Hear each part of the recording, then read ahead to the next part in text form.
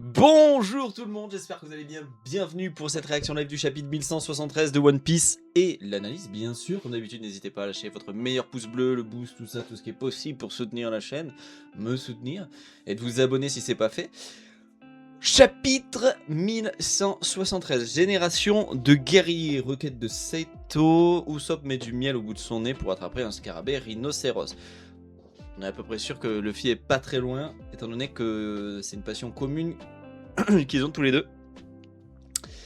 D'ailleurs, il me semble que Luffy, si je dis pas de bêtises, confirmez-le moi dans les commentaires, mais je crois qu'il y a une histoire comme quoi presque les scarabées rhinocéros c'est aussi important que le One Piece à ses yeux. Enfin, c'est un délire sa passion pour les scarabées quoi.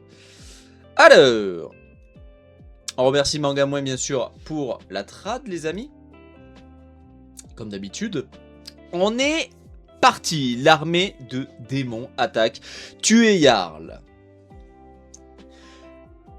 Qu'est-ce que vous êtes devenu, Dori Brogy? C'est quoi ton plan, Roronoa Zoro? D'abord dites-moi si j'ai le droit de les tailler en pièces. Oui, mais ils font tous partie de l'équipage des géants. La priorité est de protéger la vie de Seigneur Jarl, mais ce sont tous des guerriers qui méritent le respect. Alors n'y va pas trop fort. Ajroudin, Stensen. Ils nous ont repérés, faut pas qu'ils nous coincent. Et vous autres, vous avez réussi à unifier les géants? Vous y êtes pas arrivés, hein? Zugagagagaga.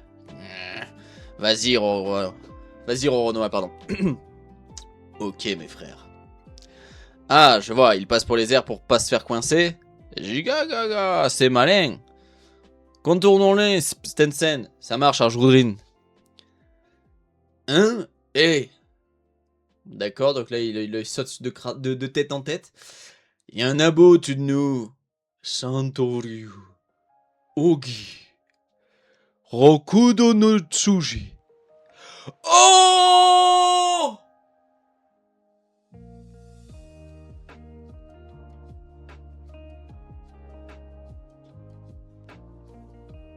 Attends, est-ce que c'est ce que je pense? Est-ce qu'il a fait une attaque où il a juste dégagé du Haki des Rois? Sacré Roronoa. Zut. Roronoa. Dori, Brogy. Hop, c'est pas vrai. Waouh, waouh, waouh, waouh, waouh, waouh. Bah, après, ils vont se régénérer. Hein? Dori, Brogy. Capitaine. Bon, on sait qu'ils vont se régénérer. Oh! Brook! Oh, ça, oh, je suis trop content qu'on le voit direct comme ça parce que... Oh. Route Sylvestre numéro 8 du côté de Brook. Is. Oh. Is.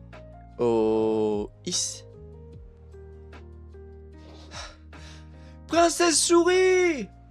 C'est vous, Princesse Souris!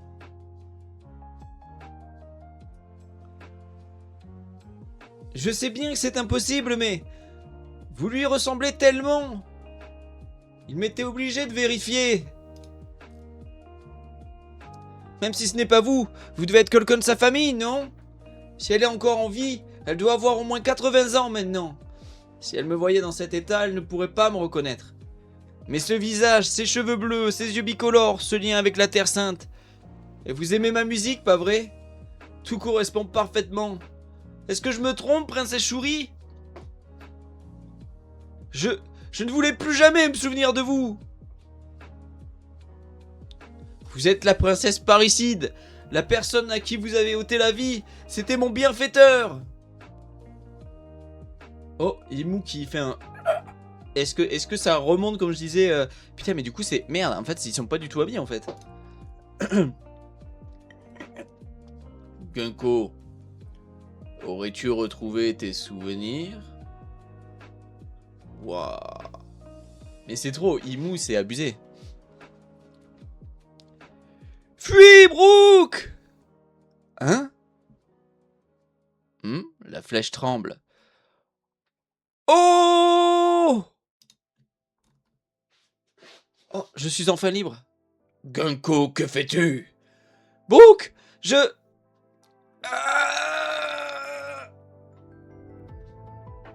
C'était moins une. Ça se resserre de nouveau. Qu'est-ce que vous venez de me dire? Vous me demandez de fuir? Non, non, je suis venu pour régler mes comptes, vous savez. Qui est-ce que vous êtes, bon sang? Mais tu vas te taire? Quel est ton lien avec Gunko? Oh! Non, mais attends. Mais c'est trop, les gars, c'est trop. Brook, il a eu des moments incroyables face à Big Mom. Et là, il est littéralement en train de parer au bouclier une attaque de Im. Enfin, de Gunko possédé par Im. Incroyable. Mais Brook, quel personnage de fou. Alors, route Sylvestre numéro 8, encore du côté de... Super, on est libre. C'est grâce à ma télékinésie. Pourquoi nos nuits se sont desserrées pendant quelques secondes?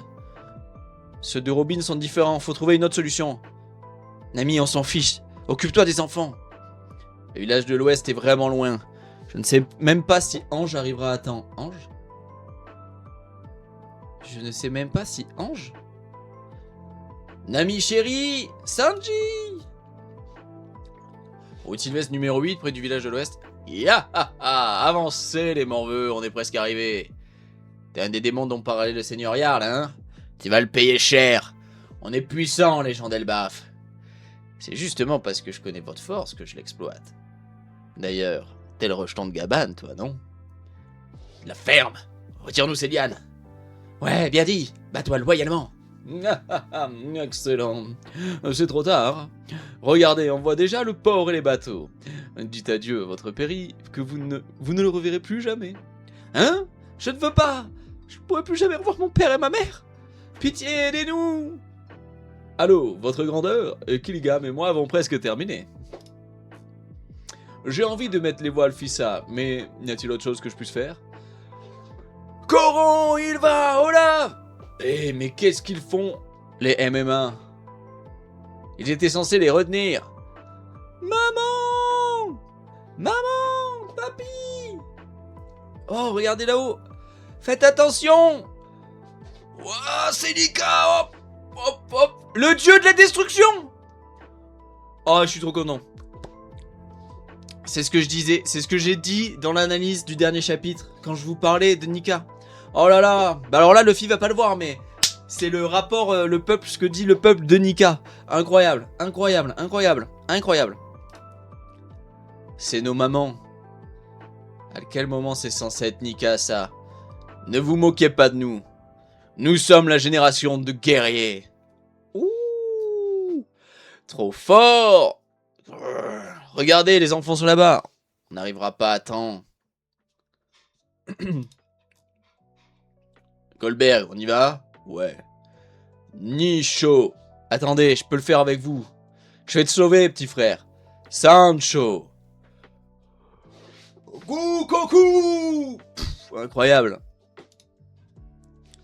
Oh, incroyable! Il est tombé sur le bateau. Eh, il compte m'écraser ou quoi? Ah, il tombait sur Summers et c'est Summers, ça lui donnant un coup qui le fait tomber sur le bateau. Le navire. Oh merde. Le jeu prend une tournure inattendue. Et on n'a pas de pause les amis pour le chapitre 1174, trop cool. Donc ça veut dire que semaine prochaine on a le prochain chapitre. Et ça c'est super cool les amis, comme d'habitude. Si la réaction vous a plu, n'hésitez pas, comme je disais en ouverture de la vidéo, le petit pouce bleu, les abonnements, tout ça, les commentaires, vous connaissez, à me dire ce que vous avez pensé du chapitre. On va passer sur la partie analyse, chapitre vraiment cool les amis. Vraiment vraiment chouette, pour plein de raisons. Il se lit vraiment bien, facilement je trouve. Et il est plutôt agréable, on développe pas mal de trucs. Alors, est-ce que, tout comme moi les amis, on est d'accord pour dire que Brook est un personnage qui est quand même exceptionnellement développé vis-à-vis des confrontations qu'il a, quoi. Franchement, hein. Et alors c'est un peu presque frustrant parce que, en fait, moi j'attends tellement de Usopp à Elbaf, j'attends tellement de lui à Elbaf que forcément... voir un peu tout le monde briller mais pas Usopp, bah ça me frustre un peu. Néanmoins il reste du temps, on n'a pas terminé l'arc, mais c'est vrai que j'aimerais bien qu'Usopp ait un petit exploit, que Usopp ait ses moments de gloire. Je l'avais déjà dit, je le répète, Usopp on le sait, ses mensonges souvent se réalisent, on sait qu'il a menti sur le fait d'avoir le Haki des rois. J'adorerais le voir une nouvelle fois développer son acquis de l'observation et son acquis des rois dans cet arc. Maintenant, est-ce que c'est la direction que prend Oda? Je suis pas sûr. Mais n'hésitez pas à me dire d'ailleurs, ça m'intéresse si vous aussi vous êtes un peu déçu du traitement de Usopp. Parce que c'est vrai que lui, on connaît tous les raids des Mugi et c'est devenir un grand guerrier des mers. Et en fait, je trouve qu'il n'est pas développé dans ce sens. Et ça m'embête vraiment. Donc les amis, comme d'habitude, la partie analyse, on va prendre le chapitre page par page. Et je vais revenir dire un peu ce que je pense de ce qui s'y passe, etc. On commence le chapitre tout simplement avec le fameux plan 2 euros. Et moi je l'avais dit dans le chapitre 1773, moi je fais pas de théorie ou je fais pas d'hypothèse parce que c'est tellement c'est un jeu de dés quoi. Quand tu dis ouais il va se passer ça, bon tu lances un jeu de dés. Et la plupart des créateurs avaient imaginé quelque chose totalement différent, d'ailleurs que j'apprécie plutôt. Je les citerai pas mais vous les reconnaîtrez, mais c'était en fait le fait que Zoro puisse comme Dory et Brogy se sont défiés pendant 100 ans sur Little Garden, c'est le fait de les mettre en défi en leur disant qui est le plus fort. Bon, et ben c'est pas ça, c'est exactement pour ça que moi je fais pas d'hypothèse trop dans ce délire, parce que en fait la plupart du temps tu peux pas, parfois tu vas deviner, mais parfois bah non, en fait ça se passe pas. Néanmoins je trouve que l'idée qu'avaient eu les créateurs et les créatrices qui avaient eu cette idée sur YouTube et tout, en fait je trouve qu'elle est super cool. Là au contraire on n'a pas ça, on a tout simplement Zoro qui fonce dans le tas de tête en tête. Et en fait qui va donner un gros coup d'Aki des Rois, c'est comme ça que moi je le perçois. Alors néanmoins dans les dessins on peut voir comme s'il aspirait de l'air. Donc en fait je me demande si quand il se met en position, est-ce qu'il aspire pas une grosse bouffée d'air, et que quand il relâche, donc le Rokudo no Jutsu, Rokudo no Tsuji, pardon, en fait est-ce qu'il dégagerait pas une grosse vague d'air, de souffle, et en plus de Haki des Rois, on voit qu'il y a du Haki des Rois, pour les faire s'évanouir. Va savoir, en fait on voit pas trop l'effet que ça a, distinctement l'effet que ça a sur les géants qui sont de Mireversi. Et ensuite le truc c'est que une fois qu'il fait ça, en fait il est repoussé justement par ce coup qui le propulse, en fait qui le propulse dans les airs, et il tombe entre il arrive pile entre Dory et Brogy, qui vont pour le dégommer hein, en fait. Et heureusement qu'il donne un nouveau coup pour se propulser vers le bas et pour esquiver les deux attaques de Dory et Brogy qui se découpent. Alors on sait qu'ils ont de la régénération, donc en fait je trouve que c'est un peu le problème du Domi Reversi, c'est que comme ils ont de la régénération, je vois pas en quoi c'est censé... en fait c'est très hypant hein, lors de la réaction live, je suis en mode waouh incroyable, la case est trop cool, quand ça va être animé ça va être fou. Mais en fait, t'as pas, je sais pas si vous êtes comme moi, mais t'as pas vraiment en fait de suspense, de tension, parce que tu sais qu'ils vont se régénérer normalement. Or sauf s'il se passe quelque chose qu'on n'est pas encore au courant, ils vont se régénérer. Donc ouais. Alors et on voit, ce qui est très drôle, c'est qu'on voit que c'est pas ce que Zoro voulait à la base, à sa tête et à sa réaction. Donc mais ça va aller Zoro, t'inquiète pas, ils vont se régénérer. Donc plan de Zoro, tout simplement, qu'est-ce que c'était hein, par rapport à toutes les théories du complot faites par les autres créateurs et créatrices. Attention, je juge pas, vous avez le droit, mais non, c'était pas aussi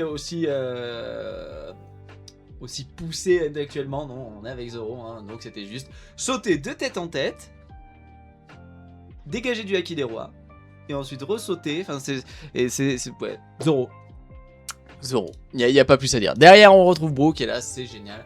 On a tout simplement la révélation de qui est Gunko pour Brook.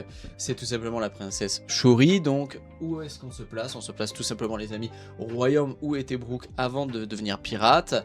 On avait vu, vous souvenez-vous, dans la petite case où il lui tient la main et elle est sur un muret. On se demandait est-ce que c'est sa fille pour certains. On se demandait est-ce que c'est une princesse qui l'a protégée, avec qui gardait comment dire, dont il tenait la garde en fait.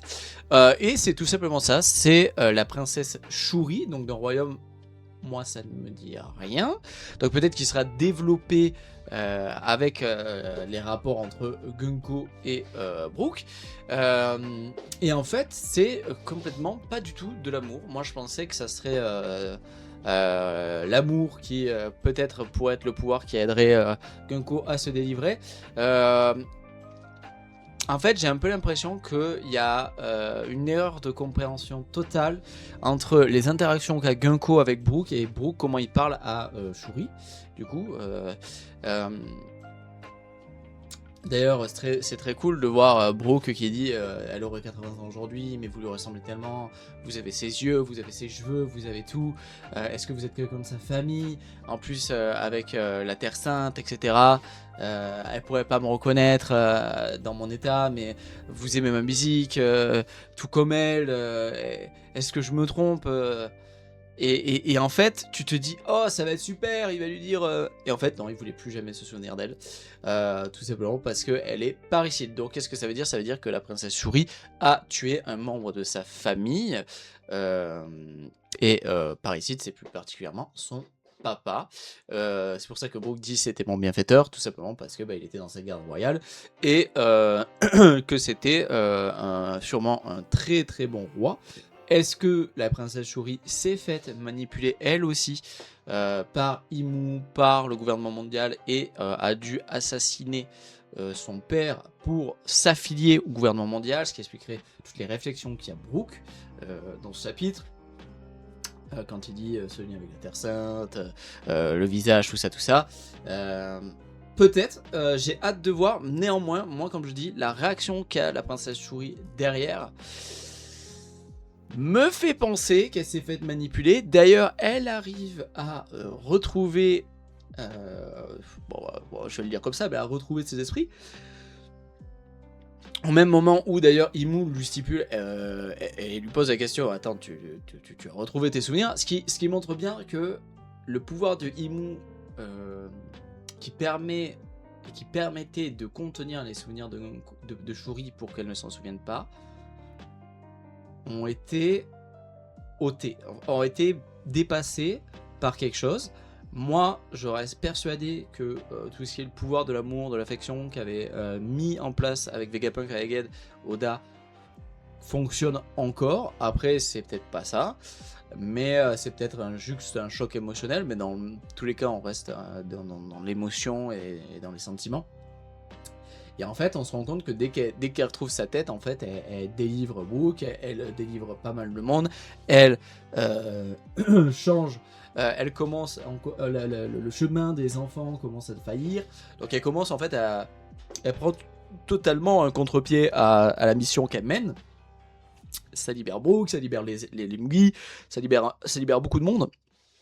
Et en fait, c'est un Brook juste avec ça, même si derrière... comment dire, même si derrière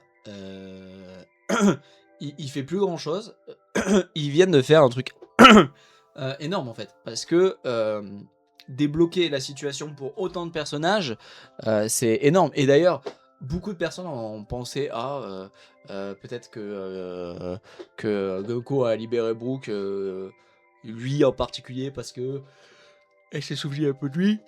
En fait, pas du tout, c'est Brook qui a rampé de là où il était jusqu'à elle.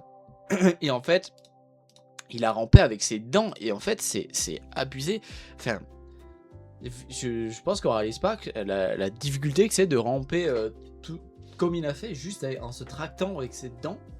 La force de volonté qu'il a. Donc je pense qu'en fait, il a une relation avec Shuri qui est beaucoup plus profonde que ça. Il y a une incompréhension totale que va développer Oda. Et c'est pour ça que ça me fait peur. Parce que le fait qu'il développe Brook maintenant, je me dis, mais merde, mais si tu développes Brook bien comme il faut, comme tu le sais le faire, est-ce que tu vas pouvoir nous développer Usopp?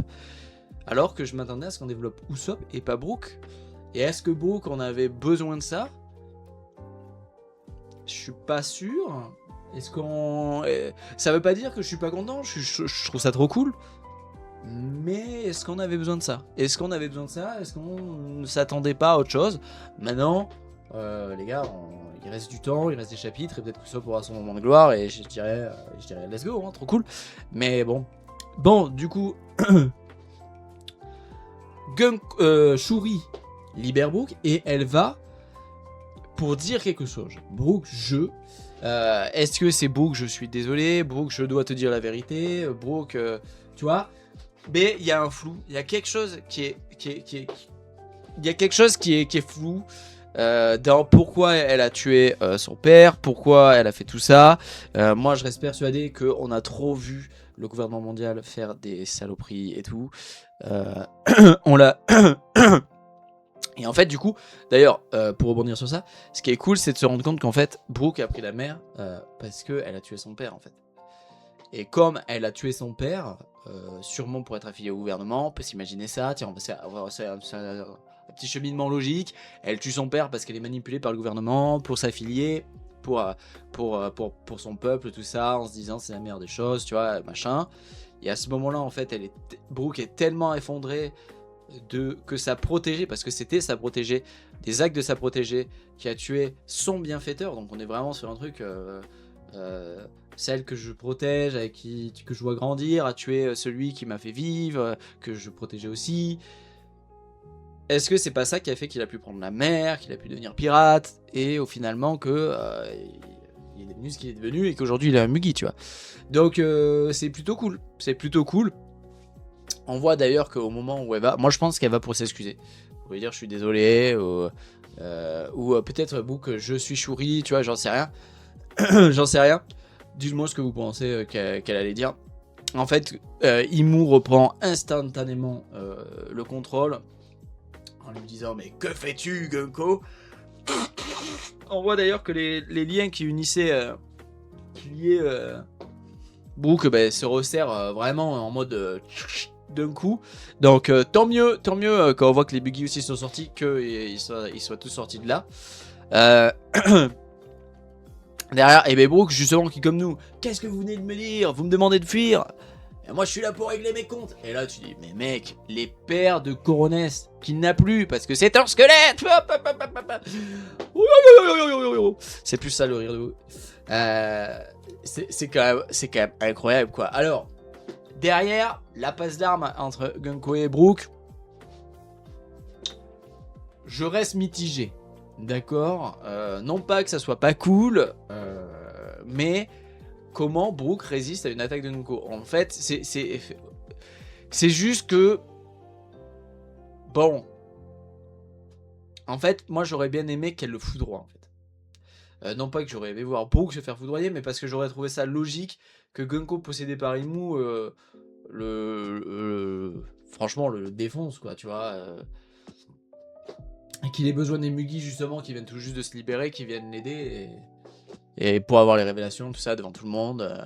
Un Usopp qui peut savoir quelque chose. Non mais tu vois ce que je veux dire. Donc derrière, ben voilà, encore une passe d'armes qui se lance entre Imu et Usopp, avec Imu qui lui demande quel est son lien avec Gunko. Je pense que elle est très surprise dans la manière de commencer des peintures. Je pense que Imu est très surprise que Gunko, en fait, que les souvenirs de Shuri lui remontent à la mémoire, en fait. Je pense qu'elle est extrêmement surprise qu'il y ait quelqu'un sur Terre qui puisse remonter à sa lame divine ses souvenirs, en fait. Et c'est normal, parce que Brooke est plus âgé que Shuri, et Shuri aurait 80 ans aujourd'hui, les amis. Donc ça veut dire que... ça veut dire que normalement Brooke, et c'est le cas, il devrait être mort en fait, il devrait plus être là. Les gens qui sont censés pouvoir la reconnaître, il y en a plus normalement. Et dommage, et ben si, il y a Brooke. Donc trop cool, trop cool. Derrière on retrouve les Mugihara avec un nouveau mensonge d'Usopp qui parle de télékinésie. Donc est-ce que là c'est un mensonge qui va se réaliser ou pas? Bon, je ne sais pas, mais c'est super cool. Forcément, on a tout cet aspect où Jinbei se demande pourquoi Nonya se sont desserrés. Nami qui dit bon, ceux de Robin c'est pas les mêmes. Robin qui lui dit occupe-toi des enfants. Trop cool, trop cool.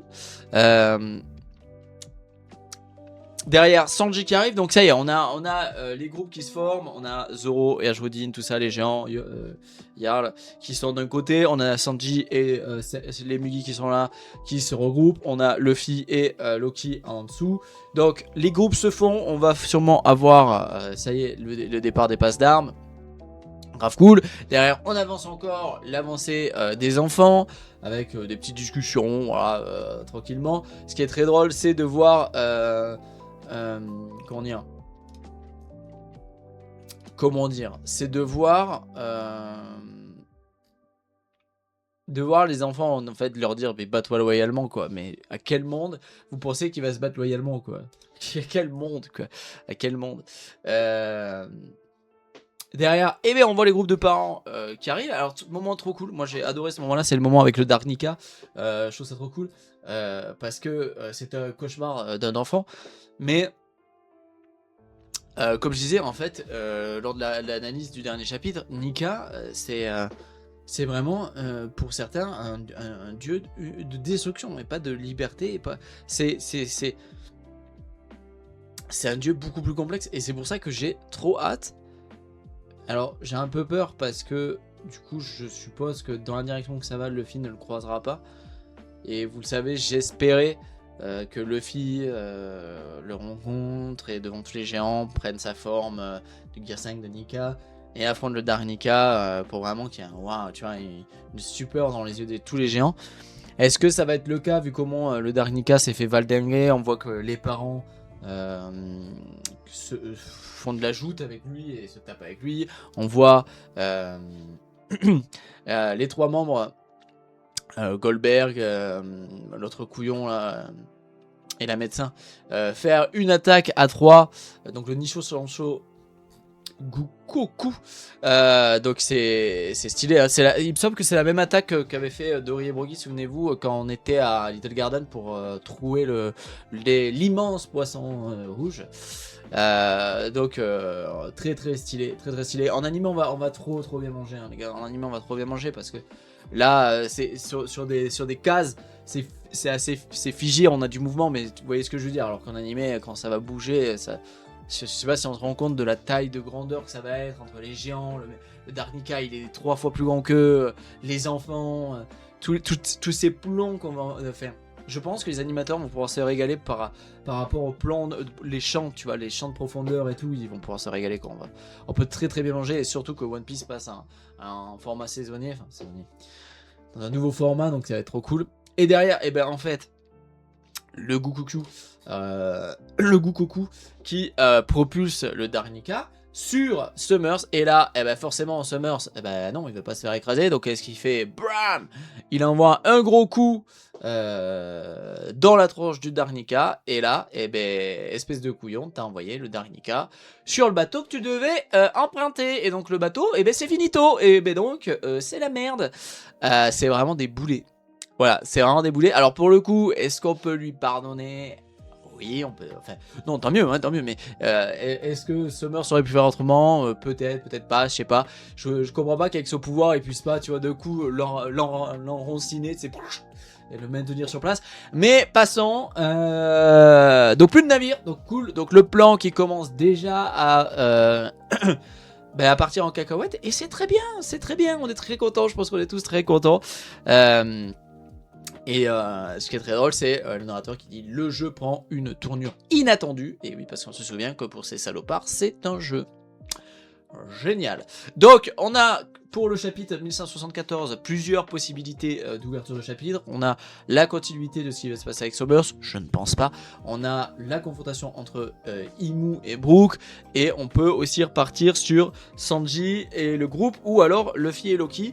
Moi, j'aimerais beaucoup qu'on soit avec Brook. Maintenant, je pense que en fait, Oda va forcément développer les autres pour que ça se joigne. En fait, il peut pas trop donner, je pense, de gaz à... Ou alors il va nous donner, s'il nous donne du Brook contre Imui, ça va être de l'info, de l'or, quoi. On va bouffer de qui était Shuri, qu'est-ce qui s'est passé, qui était Brook, pourquoi l'a tué. Peut-être que Brook va lui dire c'est à cause de vous, parce que peut-être que Brook va se rendre compte que quand qu'il y a deux personnalités en Shuri, en fait.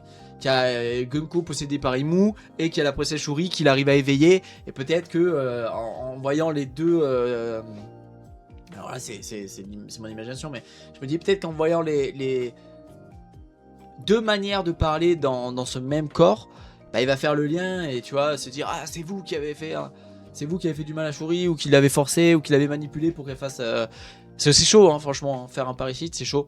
Enfin voilà, donc super chapitre, moi j'ai apprécié. J'ai préféré le 1572 pour être honnête, mais ça reste un bon chapitre, on progresse. Beaucoup de gens aigris s'amuseront à dire: ouais, c'est tellement mieux le flashback de Québec, tout ça. Bon, ouais, les gars, c'est bon. apaiser vos cœurs, quoi. Il fallait bien qu'on revienne dans le temps réel et puis franchement, réaliser que on est quand même sur des sacrés combats, quoi. Alors, je pense qu'un animé, on s'en rendra beaucoup plus compte, mais on va bien manger et l'apogée de Elbaf, ça risque d'être vraiment cool parce qu'il y a beaucoup encore de révélations à faire et d'organisation à faire, de trucs, donc ça va être vraiment cool. Les amis, comme d'habitude, n'hésitez pas à lâcher votre meilleur pouce bleu, à vous abonner si c'est pas fait. Je vous mets de quoi vous abonner, une vidéo juste là. Voilà, ça flotte là. Et puis des gros bisous, et comme d'habitude, je termine en vous disant, prenez soin de vous et des vôtres. Salut tout le monde, bye bye, ciao.